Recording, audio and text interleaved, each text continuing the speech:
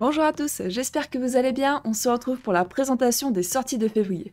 Tout d'abord, nous avons Ephios, un jeu de l'éditeur Disto Studio qui a été en financement participatif en 2021 et qui est désormais disponible à l'achat. Ephios est un jeu de cartes rapide, tactique et évolutif dans un univers dystopique. Pour accéder au pouvoir, nous devons user de nos relations et unir les alliances. Dans le mode de campagne, les cartes en jeu changent en fonction de comment se conclut chaque manche. Nous découvrirons ainsi de nouveaux personnages et l'histoire d'Ephios. Dans Unlock les Escape Geeks, échappez-vous de la Tour Eiffel, on retrouve Alex et ses amis, issus des romans du même nom, parus chez l'éditeur Rajo. Dans cette aventure de niveau 1 et dotée de 60 cartes, nous incarnons la célèbre bande des Escape Geeks. Merlin, notre allié de la lutte contre la secte Odal, nous a envoyé un message. Les membres d'Odal sont à la recherche d'un puissant artefact qui a été caché dans la Tour Eiffel lors de sa construction en 1889. Notre objectif est de le retrouver avant qu'Odal ne s'en empare. Similo Harry Potter est un nouvel opus du jeu de déduction Similo. Les fans de la saga tenteront de deviner un personnage secret parmi les 12 révélés, tous issus de l'univers d'Harry Potter. Ils seront aidés par le narrateur qui jouera des cartes personnages de sa main en guise d'indice, tout en précisant si elles sont similaires ou différentes du personnage secret. Cette nouvelle boîte comprendra plus de 30 personnages emblématiques du monde des sorciers. Helvétique nous propose en ce début d'année une nouvelle gamme de jeux Fun by Nature. Le concept de cette nouvelle gamme éco-responsable est de sensibiliser les enfants et les adultes sur des questions liées à la protection de l'environnement et la nature de façon ludique. Pour débuter cette gamme, 3 jeux sont proposés.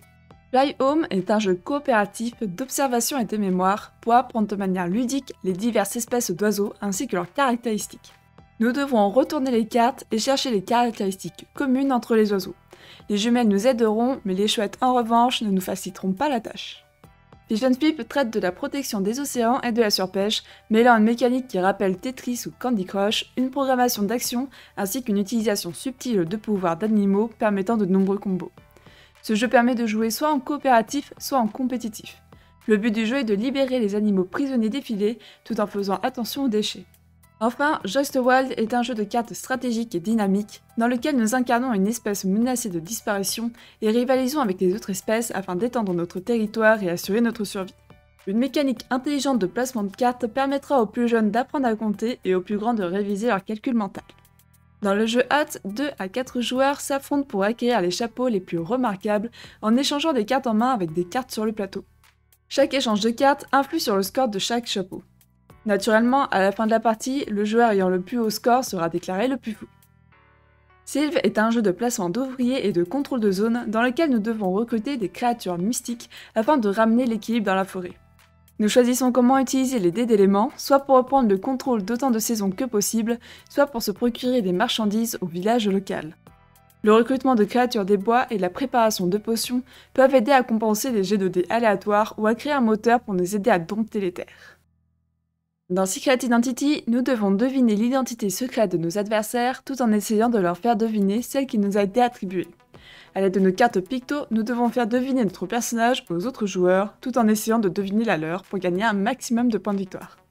À chaque manche, de nouveaux personnages seront tirés, mais nos cartes picto ne seront pas remplacées.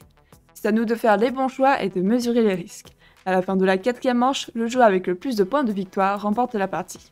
La vidéo arrive à son terme, je vous affiche à l'écran une sélection d'extensions très attendues, comme par exemple pour le jeu Paléo Everdell ou encore les ruines perdues de Narak.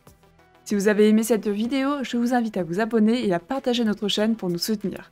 On se retrouve très prochainement pour d'autres vidéos, en attendant, amusez-vous bien!